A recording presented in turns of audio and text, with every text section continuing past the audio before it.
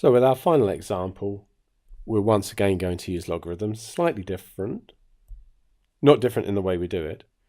Consider the following data collected from an experiment. So here we have some data, x and y.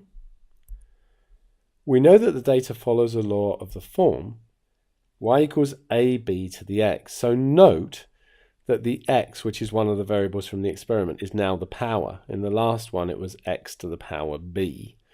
So those two have switched around. It just makes a slight difference. We're going to use logarithms, and we'll start with y equals ab to the x. Take logs of both sides, and then we use log laws here. So start with law 1, splitting that into log a plus log b to the x. And then, of course, the x is a power here, so we can use a law to bring it down there. If we now compare that with y equals c plus mx, we can see that big Y is equal to log little y. Big X is just X. X is just here on its own. It's not inside a log. The y-intercept would be log A. That's the number on its own. And the gradient will be log B.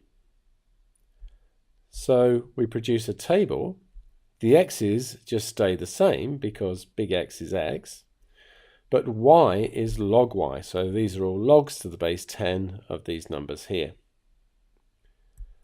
So let's remind ourselves, y is log y, x is x, the y-intercept will be log a, the gradient will be log b. Here's the table we had, and I'm going to plot on this graph. So let's plot the points. So 2, 1.91, 4, 1.85, and we're just going to plot them all. And there's 6 points to plot, and we plot them. Get our ruler out, draw the best straight line we can through those. We've got an intercept there, and the gradient, 2 convenient points, like so. That's 12, that distance across there, and that's about 0.45. So log A is 2. I'm saying this intercept here is at 2. And we know how to work with this. That means that A is going to be 10 squared. So A is 100.